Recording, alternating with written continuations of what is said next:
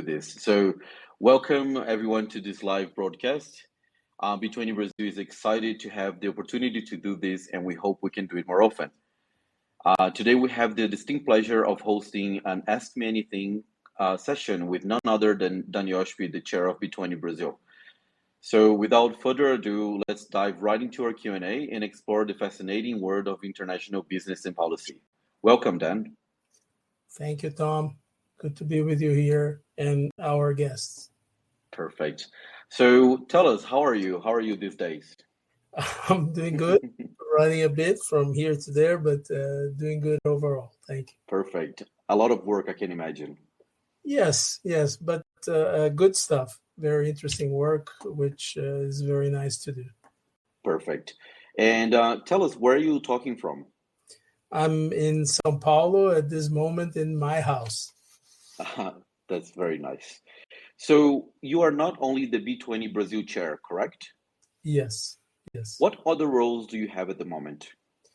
Well, I'm chairman of the board of Ioschpe Maxion. It's an automotive company, auto part company that I worked most of my life as a manager and a CEO for around 16 years. For the last 10 years, I've been the chairman of the board of this company. I'm also serving on the board of three other Brazilian-based but sort of global companies, Embraer, WEG, and Marco Polo. I'm also a board member on the Federation of Industries of the state of São Paulo, the so-called Fiesp.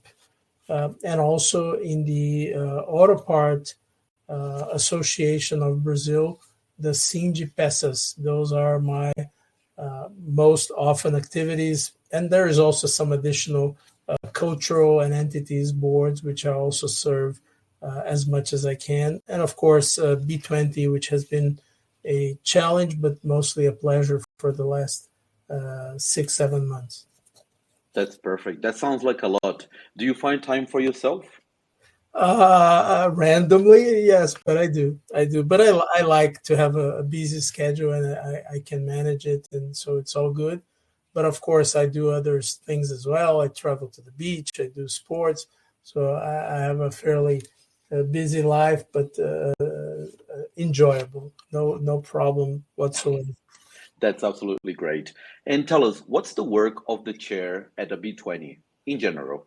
Well, I think the biggest challenge for the chair was to get the process organized early on, because as we have so many talented people and entities participating on B20 and the effective secretary team on CNI Brazil, which really does most of the work, I think my function or my challenge was to really bring some of these teams on board, get organized and let them run. Once that happened, probably around February, March, my task, which is going to get probably a bit tougher also by the end of the cycle as we go to the authorities and we do the advocacy of the process.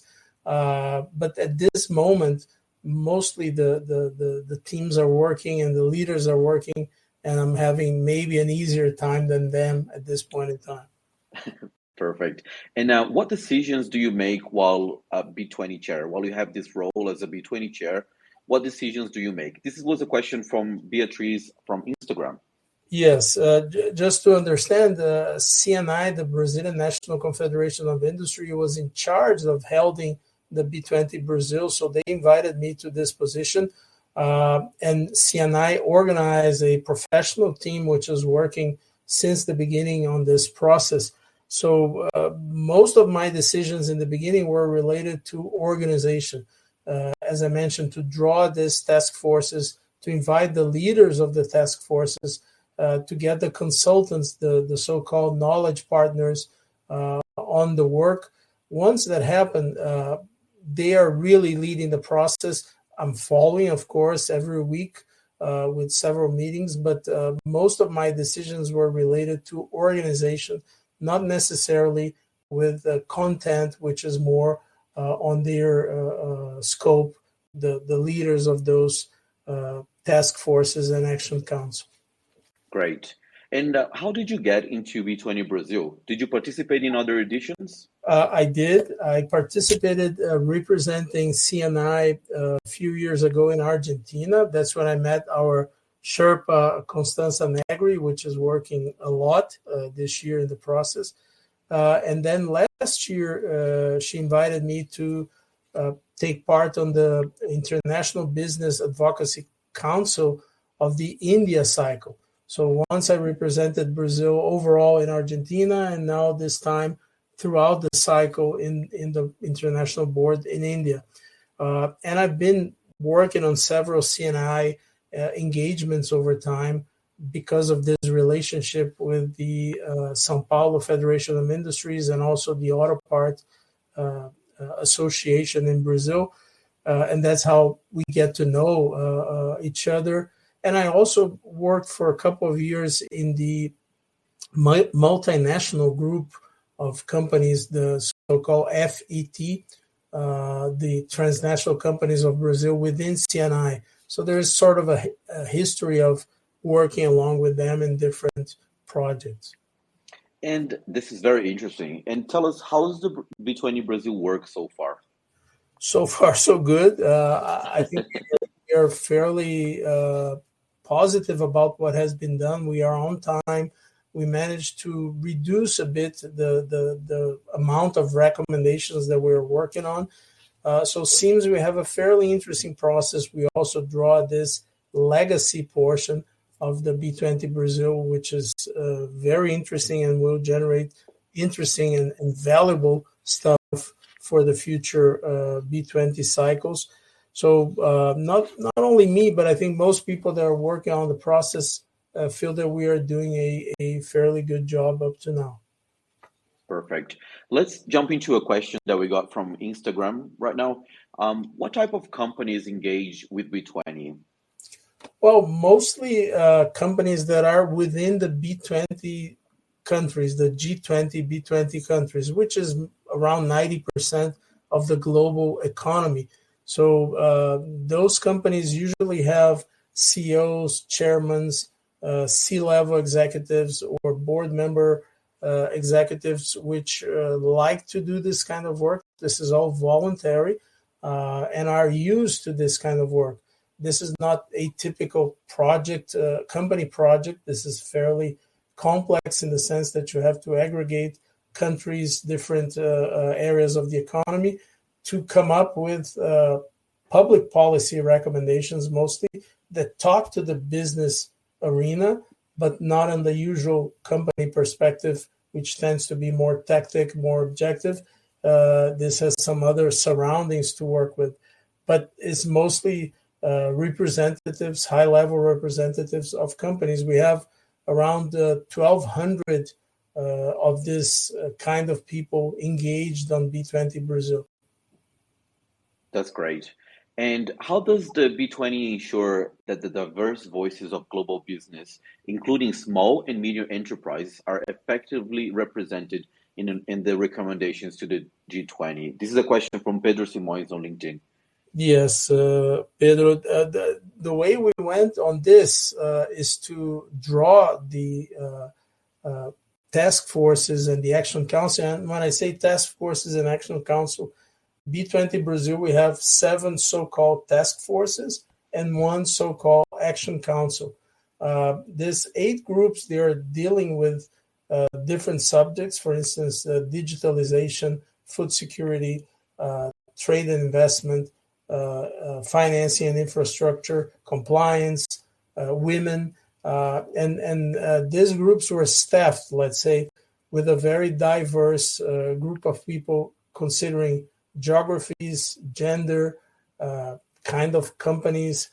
So that was from the beginning. When we draw those groups, we managed to have this diversity of representation into each of them. Of course, each person selects on an open platform where he wants to work. So it's not that we're forcing someone to go to group A or B, but within those candidates, and there were many, we could make this very diverse selection of people to make sure the representation is as wide as possible.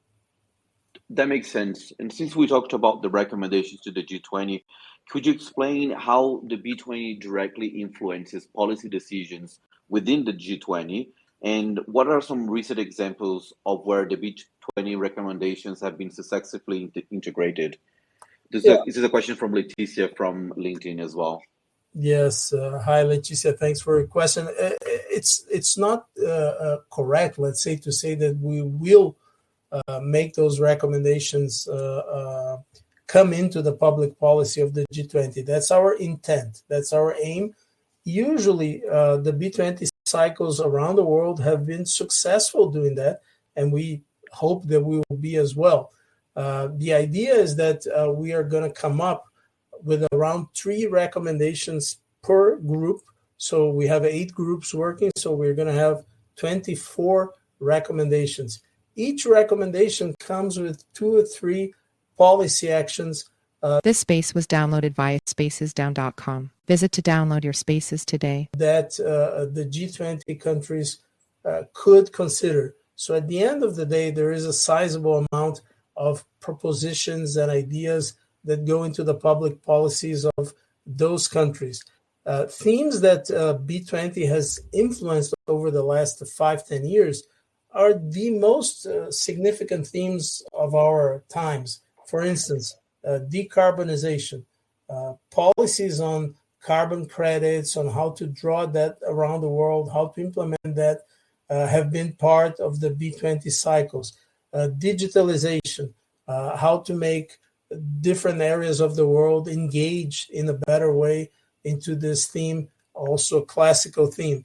We brought back some themes that were from the past and that were restarted in our cycle, like the compliance subject from a global perspective, to have better standards that can be helpful to all the countries of the G20, considering their different realities, and how can we work along to make this speed up in terms of practice. So those are the kind of themes that we're going to see: trade, food security, and over time, B20 has been providing a very interesting contribution.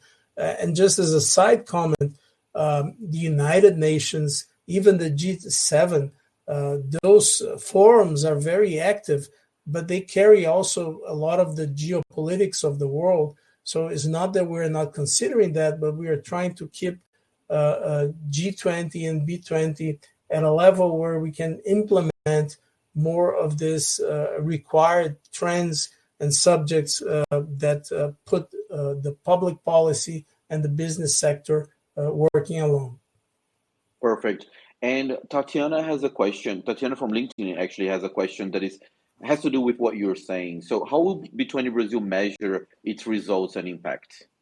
Yes, Tatiana, each of those recommendations and policy actions is bringing KPIs and performance indicators and timeframes. So we will be proposing how to measure each of them. And most of them, we can measure them. Most of them are actionable, scalable propositions. Of course, as this Brazilian cycle ends, when we pass the torch to South Africa, which is the new cycle starting at the end of this year and running basically in the year 2025, of course, it will belong to the new cycle of the B20 to follow and try to verify if those things are going on. And of course, a lot of the actors of the B20 Brazil will be actors on the B20 South Africa, as a lot of the people from B20 India are taking part on the B20 Brazil. So there is a good capability of following those things along over time. Of course, realities change very quick, and some subjects which are very important today may not be so important tomorrow. But at least the topics that we just mentioned, like decarbonization, digitalization, food security, trade arrangements around the world, minorities, compliance, they will be strongly, for sure, over the next few years, and those recommendations will be feasible to track and measure. Perfect. And we got a few questions about the B20 summit that is coming up in October 24th. Is that correct? Yes. So can you tell us more about the B20 summit dynamics? Would there be any new debate around the task force recommendations during the event? That's a question from Mirella from Instagram. Yes, Mirella, to give you some perspective on that, we will be closing, let's say, or getting our recommendations ready around the end of next month, around the end of July. We started to work on them at the end of January. There are some cycles every month. We run like a full cycle. And those groups, the 8 groups, are getting ready to deliver to the president of G20 Brazil, which is President Lula, probably in the first half of August, those recommendations, so that we can have a good time frame from August to October, November, to do the proper advocacy around the world with all the leaders of the G20, so that when they meet in November in Brazil, hopefully our recommendations will be part of their proposals. If we go too late on that, it's harder to get them in and to make those leaders reflect and work with their teams on that. On our side, we do our event in October 24 and 25 in Brazil. And in this event, we are going to bring a lot of publicity and space to those recommendations and to a contemporaneous debate on the subjects that are around those recommendations, which are the subjects of our days. So on those 2 dates here in Brazil, we're going to have speakers and a lot of work and gatherings to mostly debate these subjects. As we get close to that, we are also going to have a lot of side events proposed by many entities where those topics are being debated. So the idea is to debate as much as possible. And of course, we can update and adjust the recommendations, but hopefully those recommendations will be mature by the end of this next month, by the end of July. Perfect. And what will be the plans for the B20 summit meeting in São Paulo? Is there a dinner before or after the meeting? I think Jeffrey from LinkedIn is a bit hungry when he asked that. Well, I hope there will be dinners and cocktails and lunches. There will be, of course, as we're going to be at least for 2 days. And as I mentioned, a lot of people will come to Brazil besides the Brazilian crew. We're probably going to have more than 1,000 people gathering in this event, and that's the tradition. So it's a big event, and we're going to have a lot of time to meet people and to do one-on-one meetings as demanded by the participants. And for sure there will be dinners and as I mentioned, also some side events, cultural events as well, so that the people that come to Brazil have a chance to visit a bit the country and tour around. That's very good. We got a question from Dr. Oleg Prexin, I think that's correct, his name. He's a member of the Finance and Infrastructure Task Force here at B20. So speaking at BRICS Summit in Johannesburg last August and at other summits, Brazil President Lula da Silva called for a fundamental restructuring of the global financial system, and in particular for the introduction of the BRICS reference currency. Why has this topic not been reflected in the work of the B20 this year, and will be raised next year within the framework of the Brazilian presidency of the BRICS? And are there any experts on this topic at all in the Brazilian B20 team? Well, of course, this is a very sophisticated and complex theme, and as you pointed out, Oleg, this is a BRICS subject. BRICS has been expanded significantly last year, so this is sort of a first year, as I believe, of the new team on the BRICS, and a lot of work for sure is being done. The idea of having a more reference currencies around the world and a currency that would be more attached to the BRICS, of course, is a very interesting idea. It's not simple or obvious, but clearly it has to be worked mostly on the BRICS environment. So it's not that we are not looking at that, but we are somehow leaving most of this action to BRICS, as this becomes a very specific point to be implemented or not within BRICS. Fantastic. The production team is telling me that we are starting to run out of time. So let's move on to questions about task forces that we got here. So the first one, I think it's related to the energy and climate, energy transition and climate task force. So the question is from Milena Megre on Instagram. How has the B20 addressed the industry decarbonization agenda?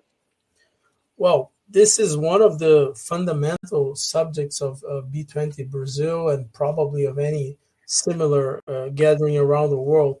Digitalization and decarbonization are crossing almost everything that we do and talk. So besides having one specific task force on that subject, there's a lot of synergies from the other task forces regarding this subject. We have good recommendations to move forward on this agenda. There is no, in my personal view, no option not to move forward. We need to do that for the sake of having a life on Earth for a longer period of time. And I think we will come up with probably good recommendations that allow us as a society and as industries, but the business cycle overall, to speed up decarbonization on a responsible manner and understanding the different starting points of each country, each region, and the realities and demands of each of these regions. So I think we have good recommendations of that. They're not public yet. They will become public next month. But the kind of expertise that we have in the task forces and the focus on that allow me to think that we'll reach very important recommendations there. Perfect. Moving to the Sustainable Food Systems and Agriculture Task Force, we got a question from Franciele on LinkedIn, and she asks, how can we collaborate with other stakeholders, including governments, international organizations, and other companies, to promote a more sustainable and resilient global food trade system? Well, Franciele, we go for that. That's exactly what we're trying to do. Brazilian B20 defined as its number one, G20 as its number one objective, social inclusion and the fight against hunger. We also took that very strongly on our B20 task, and the number one horizontal objective of our guiding claim, as we call, of our B20 is promote inclusive growth and combat hunger, poverty, and inequalities. So we try to address that, also thinking about growth. So there is not only the relief, the ways to improve the situation, but we need, of course, more growth, especially in some areas of the G20 countries, to decrease as quickly and as much as possible hunger and other kinds of inequalities and poverty. I think there are some specific points that the task force is dealing with, like being more flexible on the trade side. So in some areas, we cannot get this food, for instance, across as quick as needed. The productivity of the production, of the generation of food is also another subject. So the more productive we can get, more goods at a cheaper cost will be available. Technology, of course, is another subject. Validity is also another very interesting point. How can we improve the work so that we don't lose so much food and resources in this task? So again, a very specialized and resourceful team working on that, on different areas to come up with those important propositions to improve on that area. Perfect. And a question related to the Integrity and Compliance Task Force.